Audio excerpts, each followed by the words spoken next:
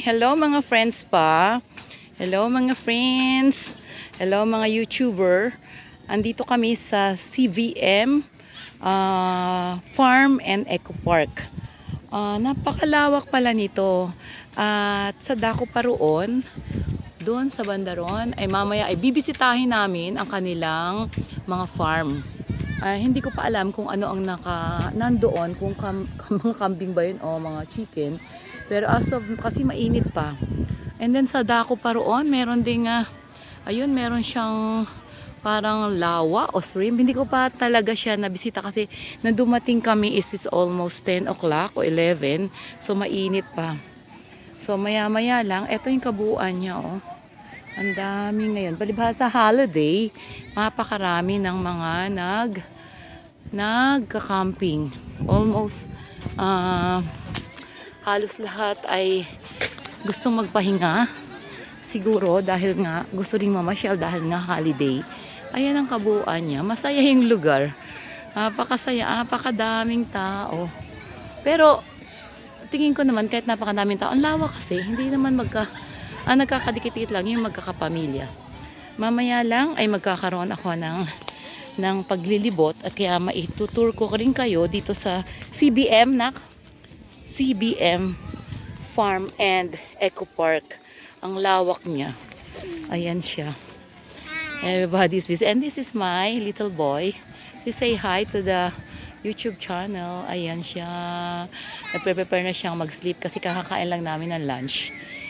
At ayan ang aming kubo. Ayan siya. Ayan si Shobe. Papunta siya sa kubo. Nagpe-prepare sila ng kanilang sleeping area. Ayan. Ito naman yung aming table na kinainan kanina. Ayan, nalinis na namin. At ito naman ang aming camping area na prepare namin para mamaya makakapag-camping kami sa gabi, makapag-stargazing kami. At bongga. Ang dami talagang puno. Actually, halos lahat ng kanilang kubo ay napapaligiran ng mga puno. Actually, nakapag-set up pa kami ng swing ni Chase dyan sa lugar na yan. Oh, kita nyo? Ang tibay ng puno na yan. Si Chase lang naman ang uupo dyan. Ang ganda dun. Oh, gusto ko pumunta dun sa may tubig na yun. Alam nyo, namimingwit ata sila dun. Bagay, may dala kami pamingwit. Tapos kanina may nadaanan kaming bridge. Ang ganda ng bridge. Gusto kong madaanan. Pero kasi parang napakainit pa kasi, kaya mag-sleep muna kami. And later on, ay may pabundok pa sila ron na hindi masyado makita. Pero later on, papasyal kami doon sa pabundok na yung mga burol sila. Mga overlooking. Ay nako, parang kakaiba talaga itong napuntahan namin ito ni Shobe. I like this place, ha?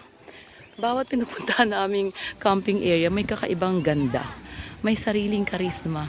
Patuloy pa rin ang pagdating ng mga visitors. Ay yung isang yun, yung car. Papasok siya. Ang daming car ngayon kasi holiday. Sana bukas mag-mellow sila. Kasi hanggang tomorrow kami. Or maybe we can even extend. Pag hindi namin siya nalibot, for today and tomorrow, maybe mag-extend pa kami isang night. Parang ang sarap kasi ditong mag-chill talaga. But anyway, eto yung kabuuan niya at mamaya ililibot ko kayo sa mas marami pang site niya na pwedeng pasyalan. Sabi nila, ito daw ang pinaka-busy, pinakamaraming pasyalan na camping area. Ayan, malinis, pati ang kanilang mga CR. Common siya, pero malinis naman.